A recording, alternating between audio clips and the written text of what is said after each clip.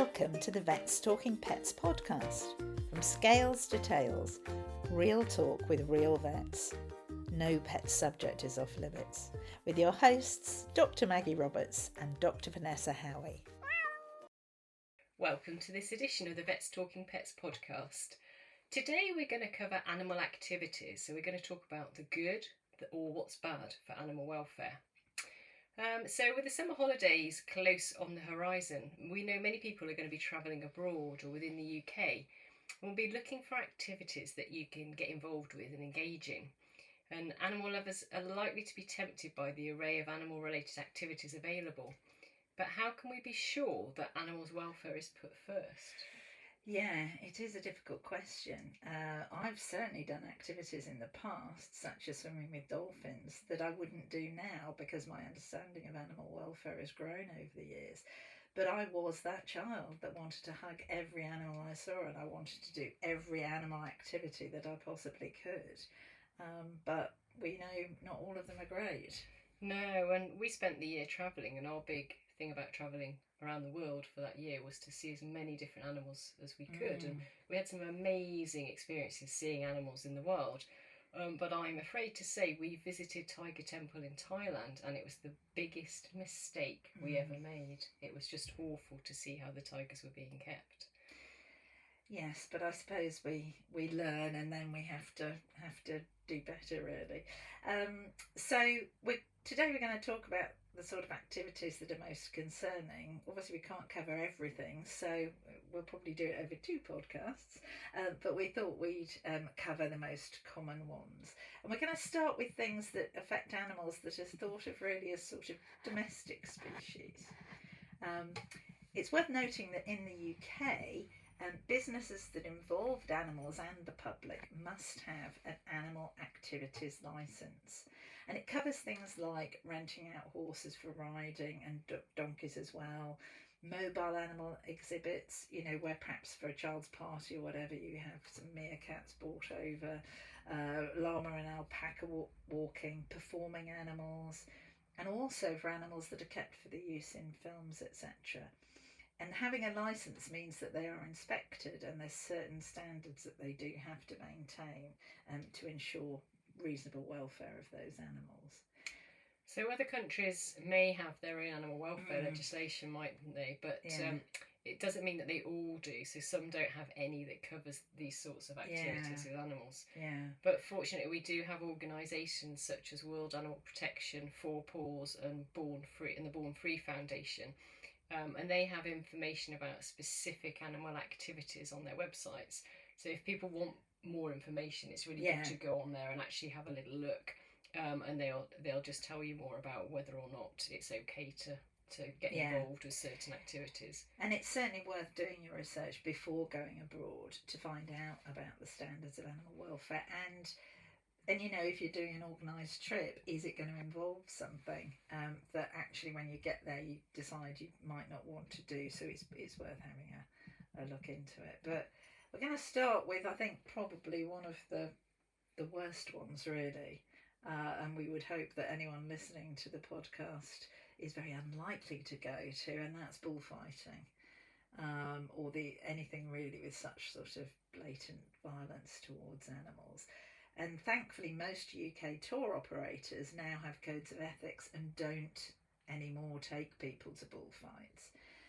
But there are some that will take people to Pamplona, which is where they do the bull run, where the bulls run through the streets, and people who must be a bit mad sort of run with them and often get injured. Yeah, speared by their horns.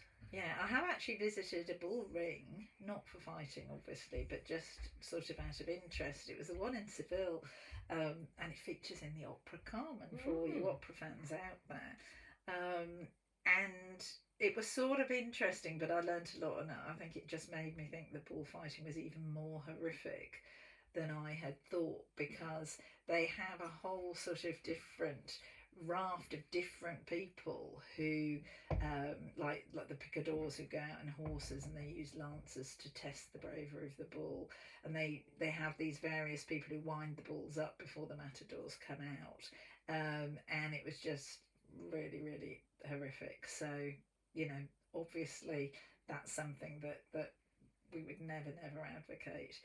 But there are other activities, aren't there, where they may seem harmless, but are not always as benign as you might think. Yeah, like the first one is using horses and donkeys to pull carriages or going riding as well. And in many places, horses and donkeys are used by local people for transportation and farming. You know, they're part of their day-to-day life. They're a very valuable asset that they have. But they also can make money giving tours in carriages or using animals to ride. We've got places like Marrakesh, where Sparna, or who are now called the Working Animals International Charity, who will go and check the welfare of those carriage horses. And actually, as a new graduate, I went out to Morocco for a month, and we were doing that. Yeah. We were in Marrakesh for 2 weeks. Oh, so brilliant. We were, my husband and I were both checking the carriage horses, and actually it was enough to make me think I will never go on a carriage horse in a city anywhere. But what Working Animals International will do, they give a blue fetlock band which can go onto the horse's fetlock for those that are being looked after, so that people know which horses that they should use rather than choosing any of the carriages. So it's certainly, if you're out in Marrakesh, worth looking for those. And Sparna, or Working Animals International as they're now called, operate in a few different countries in North Africa as well. So actually having a look, if there are carriage horses in other places, they'll be doing similar things. And definitely you have to be prepared to pay a bit more to use horses that are well looked after. And definitely never go on rides where the animals are looking underweight, or if they have wounds or saddle sores, or, you know, sores from where the harness has been, or if they're being whipped. And certainly, if in any doubt, don't go on those rides. Yeah, and you've got cities such as Brussels, Merida and Philadelphia where they're now actually using these eco-friendly electric horseless carriages, which I think is fascinating. I think this is a brilliant idea. I mean, I've never seen one in real life, but I've seen some photos, and it's basically like an open-topped carriage, but they have somebody driving them, and they're electric. And obviously, it's better for the environment than having sort of standard petrol vehicles. But it really means that there isn't any risk to having poor animal welfare. So I think that's something that probably will get into more cities, because lots of cities you can do carriage rides, you know, Dublin and Vienna and all sorts of places. So yes, certainly the next time I visit Brussels, or I have been to Merida actually in Mexico, but I don't remember, I didn't go on a horse and carriage ride, but I'll certainly look out for them the next time I'm somewhere like that. Yeah, and I wonder if they do have like the click clop sound. That would be quite good, isn't it? That would they be have great. that piped through a little speaker as you're on the carriage. Yeah, but it's a great way where you could use technology to mean better welfare for animals. Definitely. And donkeys, oh dear, I've got a really good tale, but I don't think my daughter will let me share it on this podcast about donkeys on a Greek island. Yeah. But donkeys are strong, but the average adult is far too heavy for them to be used for donkey taxis. Particularly, we encountered these donkeys when we were on Lindos in the Greek islands, taking people up steep inclines. So these big, overly heavy people for the poor donkeys. It really should be avoided. It's just not fair for the donkeys. And there are some treks that you can do where donkeys carry your bag and you walk alongside, and that's a much more welfare friendly option, isn't it? Yes, and then it's easier to sort of keep to a weight limit. And obviously there are still donkey rides at many British seaside resorts. I mean, I used to love that when I was a child. Now there are sort of stricter rules really about who can go on them. So now children have to be under 11, and they have to weigh under 38 kilograms, and they have to be under 1.4 metres. And actually, you know, some of them are weighing children before they're allowed to participate, because sadly we do have more obesity in children. But I think it's good if they're being stricter, because obviously it's much better for the donkeys, and really, you know, older children and adults shouldn't be riding donkeys at all. And again, you still need to look and make sure that they they look healthy. They should be Yeah. licensed, but obviously you still need to use your own judgment on them as well. I think. That's it. And I was going to say, my first job was in one of the Welsh, South Wales seaside resorts where donkeys were kept. And actually, we had one of our clients looked after rehomed donkeys that were no longer used for the beach. Yeah. And I have to say, the questionable, some of them, particularly in terms of what welfare state they were in when they came to that person. Yeah. So I think, really important just to check the health. What, how do those donkeys look? I was going to say guinea pigs then. I don't know where that came from. That was really random. But how a very small child. Micro. Yes. In terms of just checking what those state the donkeys are in, just to ensure their welfare. And it's good if we're teaching our children to be aware of good animal welfare. I think that's because as I said, when you're a kid, you want to do everything with animals, but we should be, teaching them what's good welfare. So the next animals we're going to talk about are the camelids. That's camels, llamas, and alpacas. And many of you may have been on holiday to places in North Africa or the Middle East where there are camel rides. And certainly when I went to Egypt some years ago, I was told, this was going around the pyramids at Giza, don't go on the horse rides because the horses aren't looked after terribly well, but that the camels were much more highly valued, and therefore it was better to do that. But actually there is a lot of evidence that many of the camels are malnourished, they're overworked and beaten, so even the camel rides probably should be avoided. No, it's so difficult, isn't it? And so we were talking about this before the podcast, but actually we've both been on camel rides as well. So it was different times. Certainly mine was way back in 2000, so over 20 years ago. And I think what we thought about animal welfare actually questioned was maybe slightly different to what it is today. But it's definitely something to be thinking about. If you're faced with that opportunity to go on a camel ride, is that the right thing to be doing? And then talking about llamas and alpacas, I mean, they're not animals that are traditionally ridden. Obviously, they were used to carry things in the Andes. And sometimes you can still go on treks in the Andes where llamas or alpacas carry your bags.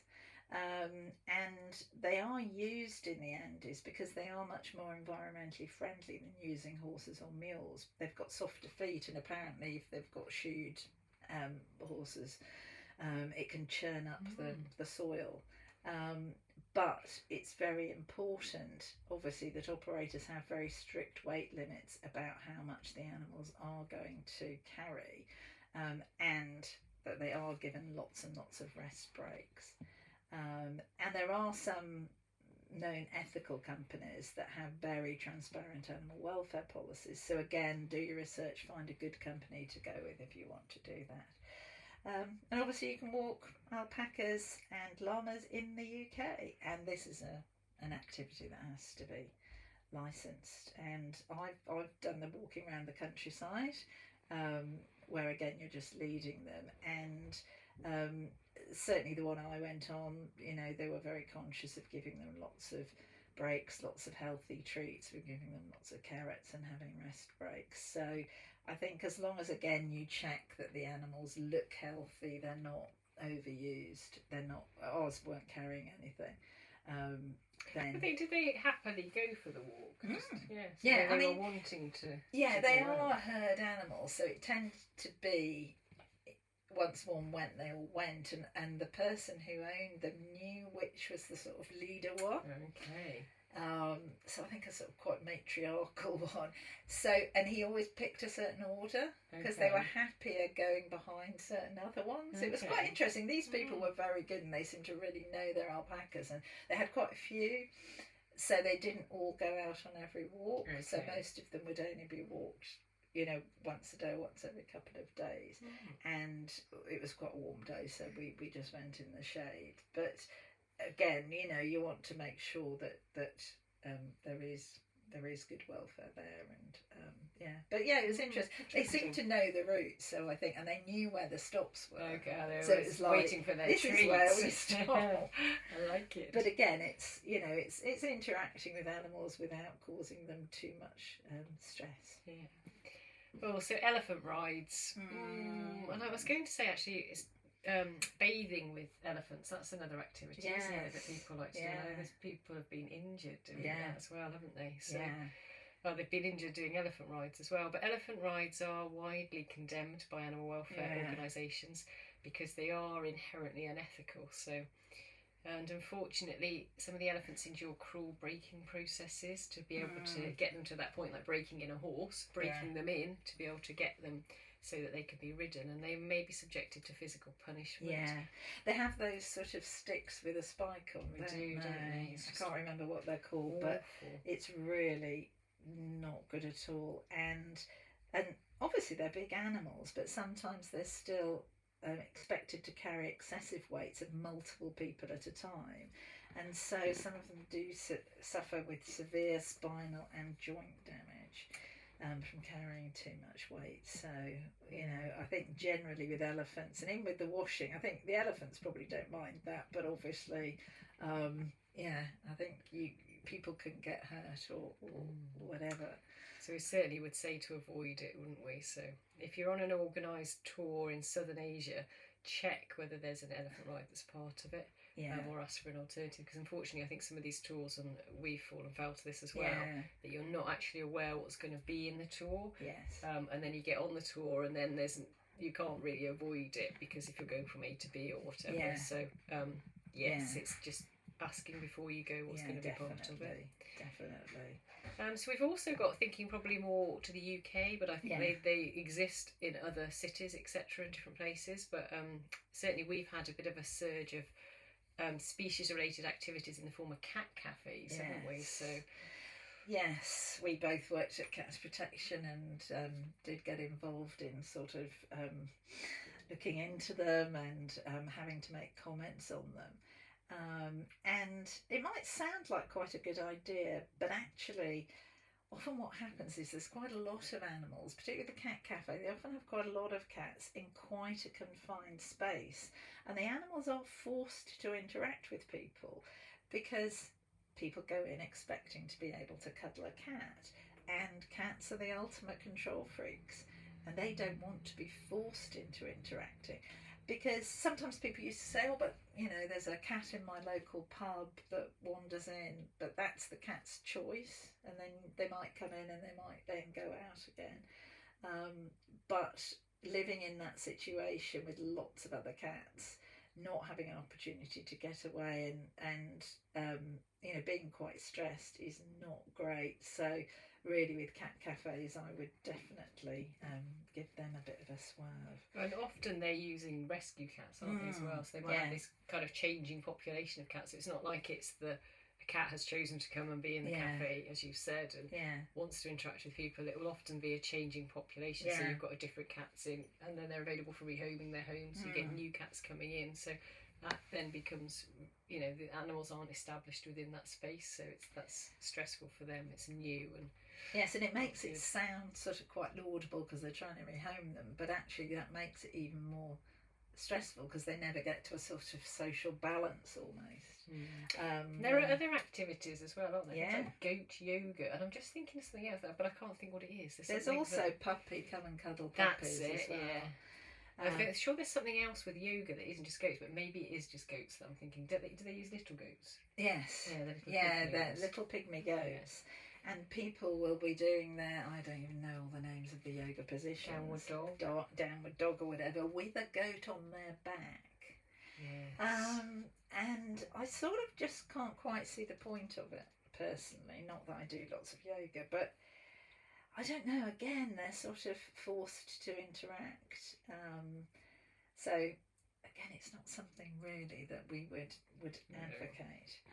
And obviously there are health and safety risks as well, because there might be, particularly if you're dealing with cats, you might get bitten, you might get scratched. There are also diseases, obviously, that it is possible to get from them. So particularly if you're eating as well, And I did go in one where I was going in several just really to see what they were like. And one where the cats were jumping up on the table and eating the food that was for the people, which isn't really something that we would advocate for. So I think you've got to be a bit careful with some of these things. And there are cafes with other species. I've heard of pop-up owl cafes. Yes, I've heard of those.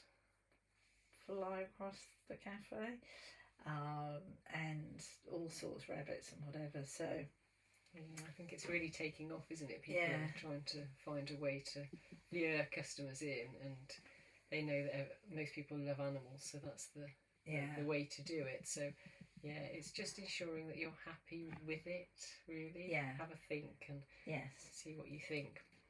Farm open days, however, slightly different. So we've got livestock. They're probably a little bit better, aren't they? Because they can be very educational, especially for children. Understanding where their food comes from. Which I think is really important, because I think so many people these days really have no idea where their milk comes from or anything. And usually it's sort of they're working farms, so you would hope that they have good welfare standards anyway, and but obviously you want to just check that there are high welfare standards and that the animals aren't forced to interact with people. The one that slightly worries me is about lambing days, because we all love seeing lambs. As students we had to do lambing, which was great, but we were helping to deliver them. And there are quite a lot of farms now that have these lambing open days.